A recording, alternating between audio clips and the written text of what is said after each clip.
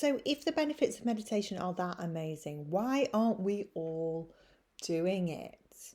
Well, in my opinion, most people are using the wrong techniques. They're using outdated monastic techniques, which might well work for a monk that's been meditating his or her entire life and has, that's their job. They don't have other stuff going on in the background. They don't have kids. They don't have a corporate job. They don't have whatever else it is. I'm not professing to understand a monk's lifestyle, but I imagine that everything is set up towards being able to meditate. So those techniques that work for them aren't necessarily going to work for us in our modern day lifestyles. The other thing that I think is massive is that people have this misconception of what meditation is. So they have actually been meditating, but because they didn't have what they expected to happen, they felt like they couldn't do it. Other things that really put people off meditation is incorrect technique, for example, and poorly informed but well meaning meditation instructors. If you are neurodivergent, like I am, and like a lot of my instructors are, and a lot of my clients are, traditional meditation taught in the traditional way is possibly not going to work for you.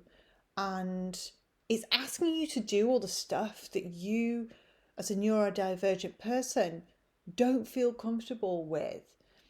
And it's also really strict. So there seems to be a hell of a lot of rules associated with meditation, which for all, there cannot be this one size fits all approach, because neurodivergent or not, we're also unique in the way that we process our world, and we process information, and we process our minds, and we process our circumstances, and we process our nervous system and all that stuff. We're all so unique. Asking somebody to do a set thing for a set amount of time in a really set and strict way cannot suit everybody. What needs to happen is there be this menu of options that you can dip in and out of, so that rather than that instructor being the guru, the instructor becomes the guide and you are the guru. The other thing that holds people back is, as I say, they have this expectation of having this really profound, enlightened experience. And yes, that can happen and it will happen, but it's maybe not going to happen in the on-demand way that you think it should. Even the most enlightened and experienced meditators cannot press play in the way that you think they might, to have all these magical and weird and wonderful experiences, okay? And also meditation is going to look and feel different for everybody. We talk a lot on our Exhale Instructor training course around how different, for example, people's visualizations of things are. So some of you might be able in meditation to get wisdom from your divine spirit team, or to connect with your instructors, instructions on when you're having a guided meditation experience, and really have like a video playing in your mind, like it's just as if you're awake but you've got your eyes closed. And then other people will have just really like outlines, or really shaded and really dark and blurry visualizations. And some people won't see anything at all, but what they will get is this really deep knowing that something is happening within them. Or they might hear words, or see colours, or pictures or imagery in different ways. So it's really important to remember that your experience is valid, and I will sit here and walk alongside you as long as you need me to, but I will certainly not minimise or confine your experience to what mine is. My mind and my brain works completely differently to the person sat next to me, and the person sat next to you, and so on and so forth. So everyone's experience is going to be slightly different. And I think that's one of the biggest problems, is that nobody tells you that it might look different. Okay, so you go to that class, you sit down and you're trying to follow all these strict rules and you can't do it and you feel like you want to rage quit and then you never go back because it's just another place where you feel like you're getting it wrong. It's just another place where you feel like you don't belong. So I really want to implore you to come and sit and experience whatever you experience in your own way.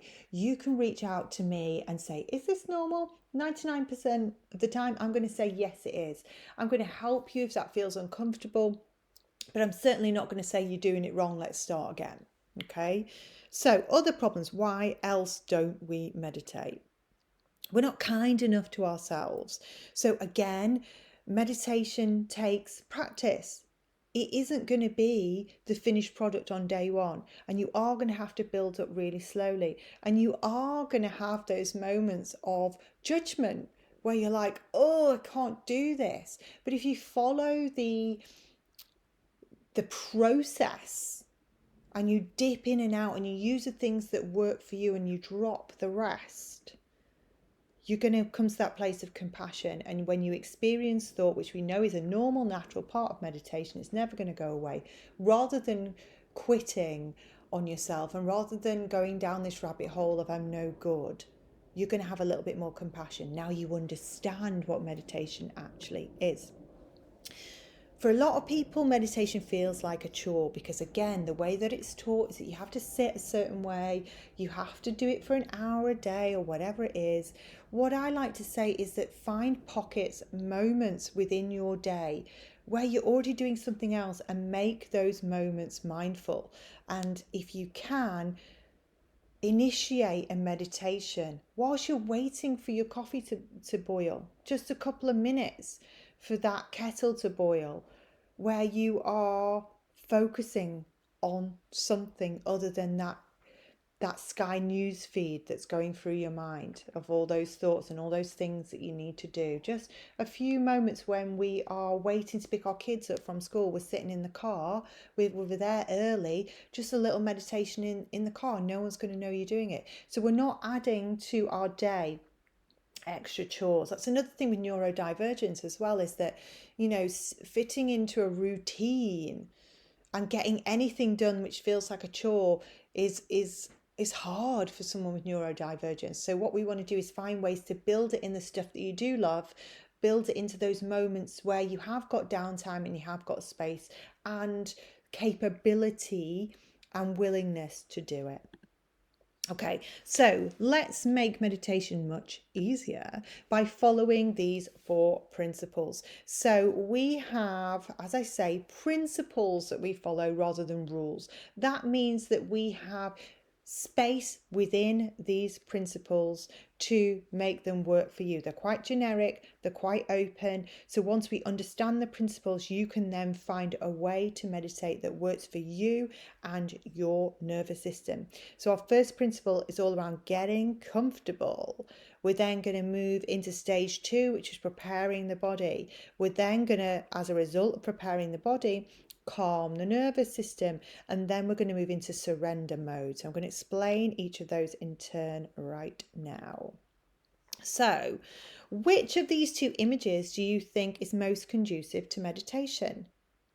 Well, the truth is they're both conducive to meditation. Lying down with your back supported, comfy on the couch, listening to a YouTube guided meditation is as powerful as the other lady who is sat bolt upright with her hands in that mudra position and probably her legs in lotus position as well.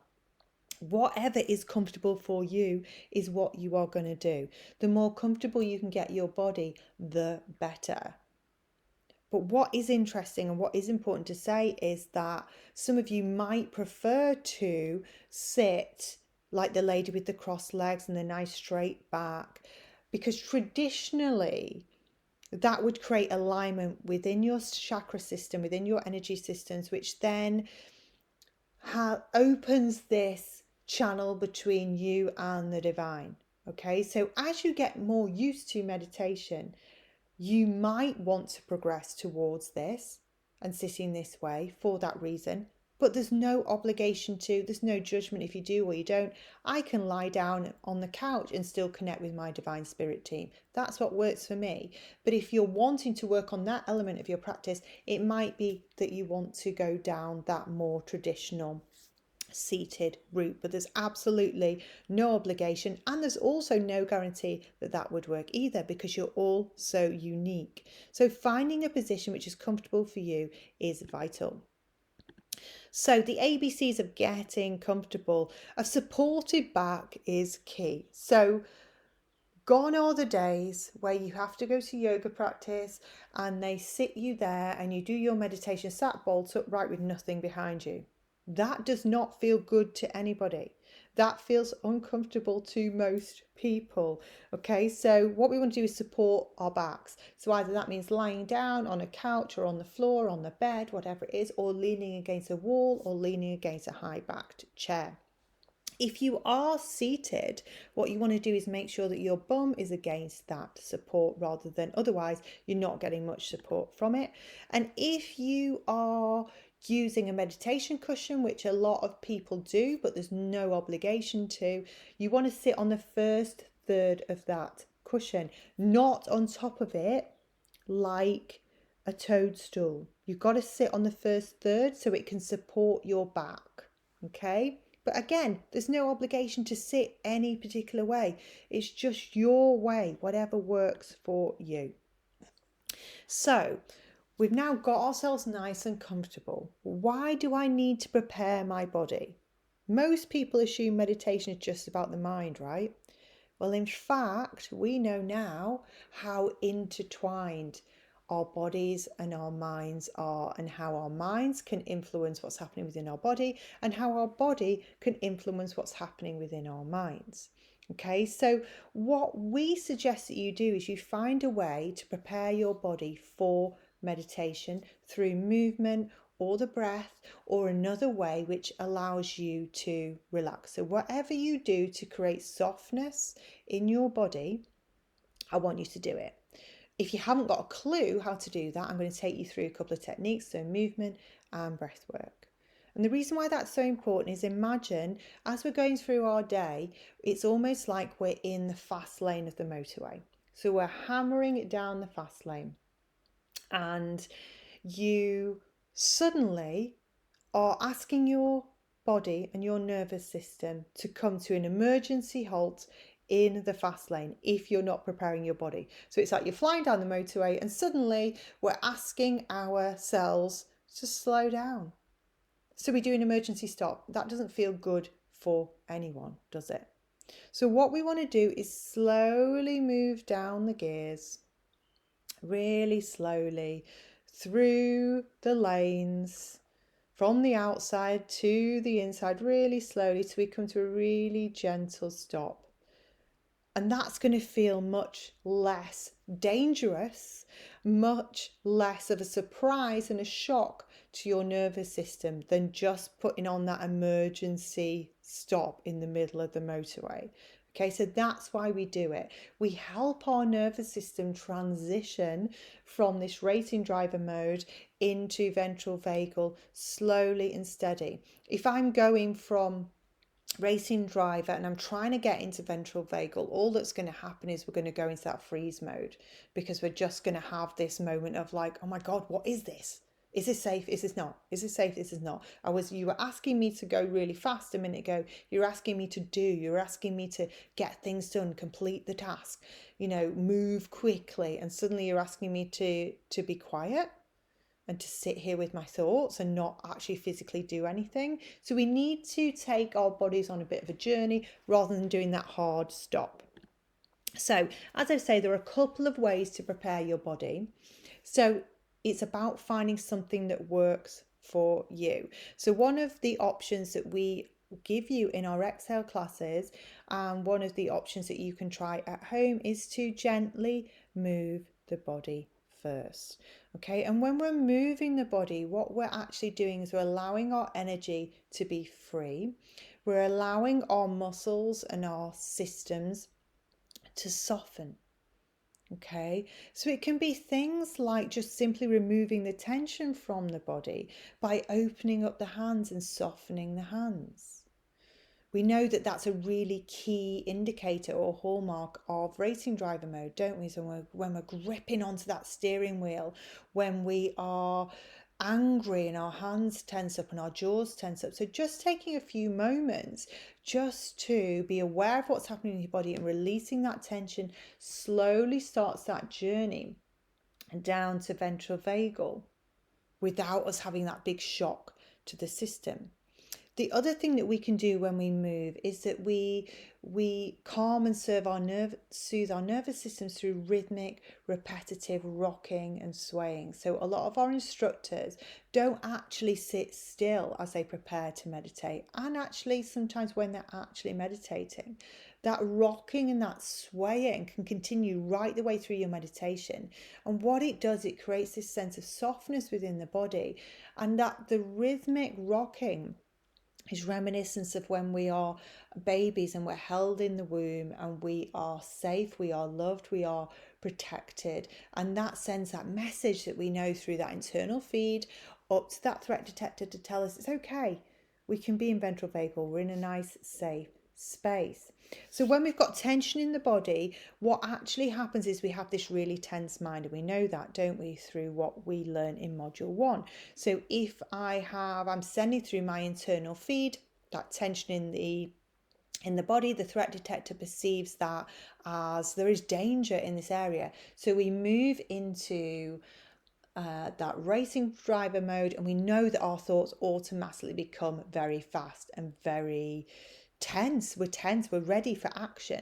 So soften the body. We're starting that process of making meditation easier because we're already starting that journey in terms of slowing that internal Sky News feed down. And when we are softening the body in this way, we know that it gives the mind permission to let go, so that you can move into that creative thinking zone, so that you can move into that space of relaxation where suddenly you're getting clarity on these ideas. If I've got a very tense body, when I enter meditation, I'm just going to stay in that really tense, tight mind for longer. So this just gives us the opportunity to access those states so that you can meditate for short periods of time. You can meditate for long periods of times without and reach those moments of clarity and creativity and inspiration, all those gorgeous things. But it's going to take you a long time if you've not prepared your body. We're giving ourselves the best chance to make the best use of the time that we've got. Okay, so it's just a few minutes where you're rolling the shoulders perhaps, or you're rocking and swaying. You're giving your body a hug. Self-touch is really grounding, and it sends a message of safety to the body as well, and to the nervous system. We can use yoga stretches. Yoga is designed as the precursor to meditation, to prepare the body for meditation, but most of us forget that bit. So what we want to do is give our mind permission to start that journey to ventral vagal and those gorgeous thought patterns that we all want. The other thing it does when I'm softening and relaxing my body is it creates space for improved breathing. And we know that the threat detector uses our breathing rate and how shallow our breaths are as an indicator for whether we're in danger or not. So if I can create more space in my body by stretching my body out, by softening the tension in the body, it's going to help deepen and extend my breaths. And as a result, that's another stream of information going to that threat detector. It says we're in a safe space, we can relax here, we can feel good here. Ultimately that's what it is. Even if you don't look at it as I'm going into meditation, this is just a place where I can go in and I can feel good. The other thing that it does that you may or may not be open to is that it provides a space for the spirit to reside. So when we are very tense in our bodies, what happens is that we restrict the movement of our diaphragm. And our diaphragm traditionally is considered the boundary between heaven and earth. So if I want to open up my line, if you like, my hotline, my telephone line to my divine spirit team, so my angels, my guardian angel, my ancestors, loved ones that have passed away that want to bring forward information for me, and just universe, God, spirit, whatever you want to call it, I have to allow that diaphragm to be flexible and to move. So when I'm breathing deep and full, when I release the tension in my body, that diaphragm has the space to move. And what it can do is, as it drops down in your system when you take that really deep and full breath, what we're able to do is draw down this information from spirit. That's if you want to do that. There's no obligation. So if you don't want to move, you can breathe instead, or you can breathe and move if that feels good for you. Okay, so we'll come on to the breath work in a moment with just an overview on how to make sure that when we're moving, we're not moving into doing mode. How do we keep ourselves from going or staying in that racing driving mode because I am moving my body? The movement needs to be slow, it needs to be steady, it needs to be repetitive. Okay, and also you want to try, if you can, to keep your focus inwards. So maybe that might look like for you noticing how your body feels. Does it feel tense? Does it feel tight? It might mean that you notice how your body unfolds as you open up your arms or as you roll the shoulders. Can I hear any sound? Can I feel any muscles moving or working?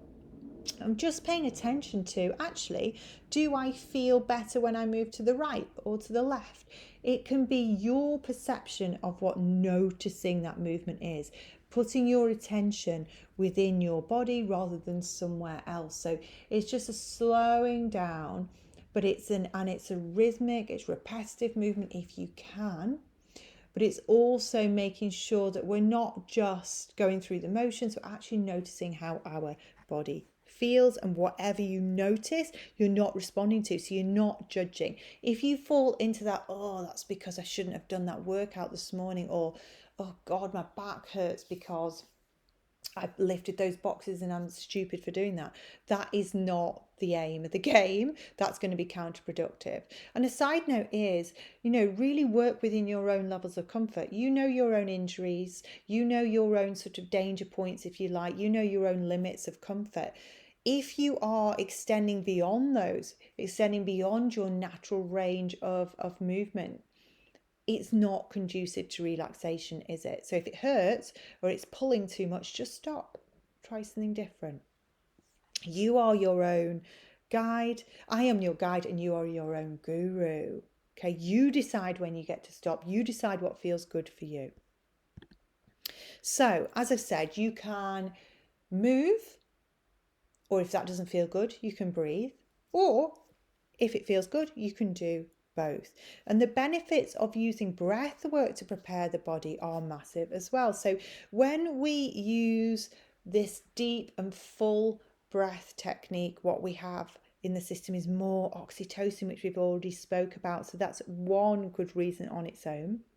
Again, because we know that the nervous system uses that internal feed, what's happening inside our bodies, to decide whether we're in a safe or dangerous place right now, whether this is a safe or dangerous situation that I want to get out of or stay in, it uses the breath. So the deeper, the fuller the breath is, the stronger that sense of safety is going to be within the system. And that's what gives the brain permission to start moving back to ventral vagal, where it start to slow down. And if I'm lucky, I'm going to go into stillness, where it almost switches off. My thoughts, my Sky News feed becomes so slow, it's almost like it's going to stop. Okay, and we know that that's calming to the nervous system. We know, again, that respiration, or as I've written it here, respiration, is opening up that hotline to the divine. So it's a respiration, it's reconnection to the spirit. It allows the spirit place to reside. We've already spoke about that. So whether you're breathing or you're moving, or whether you're doing both, the benefits are pretty much the same. So this is just about you finding a rhythmic movement pattern that works for you. and combining that, linking that with your breath. So, for example, if I were to be rolling my head and my neck and my shoulders to get some sense of release, as I move my head upwards, I'm going to be breathing in. And as I move my head down towards my shoulder, for example, I'm going to be letting that breath go. If you can link the two together, and our instructors are great at leading you through this in our exhale classes, then you're going to have like triple the benefit, because now we've got everything working together. And it's almost like, rather than giving lots of different instructions for lots of different things and that energy being really scattered, we can harness our energy much better when we're telling the brain and we're telling the body to do the same thing in sync. It's really, really powerful when we breathe and move in sync with ourselves, particularly for those of you that are neurodivergent. The studies show that that's really extra calming to the nervous system as well. So it's definitely worth trying. But when we say conscious breath work, what do we actually mean? So what we would encourage you to do, if you can, is find a way to deepen and extend your exhale.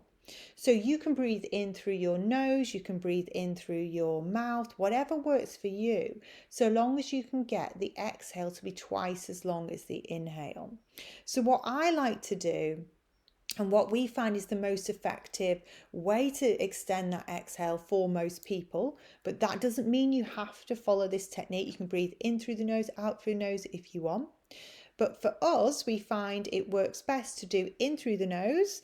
And as I'm breathing in through the nose, I'm allowing my tummy to expand. If you've ever watched a baby and how a baby breathes, it breathes with its whole upper body. So you want to have this sense of inflation at the tummy, at the rib cage, and at the back as well. So everything expands as you breathe in.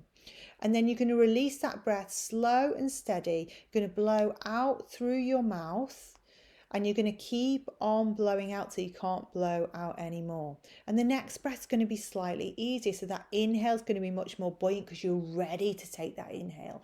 And then the exhale is going to be slow and steady out through the mouth and slightly longer this time. And eventually you'll find that that exhale is twice as long as your inhale.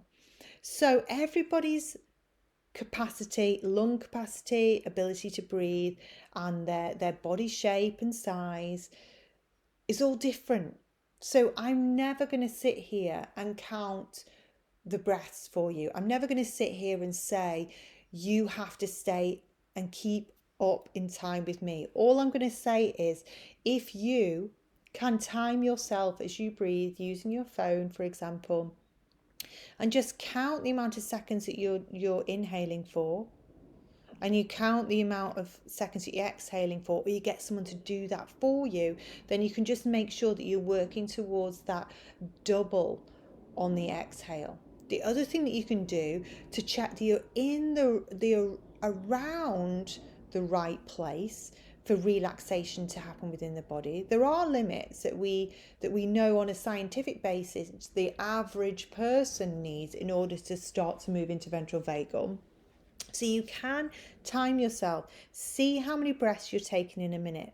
If you're doing 6 deep breaths or less in 1 minute, you're probably around the right place to move into ventral vagal. But everybody is different. So it might be that for you, you're at 8 or you're at 9.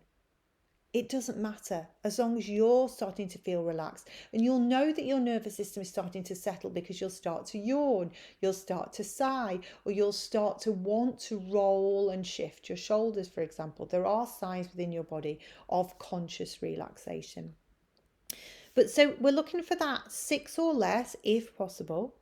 If not, no big deal, as long as you're feeling relaxed. But it only actually takes 3 breaths when they're done correctly to start that chain of events in the body to move us to ventral vagal. That's it. So even if you've only got time to do 3 deep and full breaths before your meditation, it's enough. So something to remember during actual meditation, just go back to your natural breathing rate.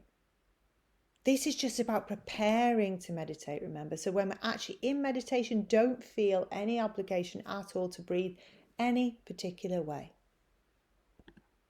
Okay, I'm going to move on to this next segment in a moment.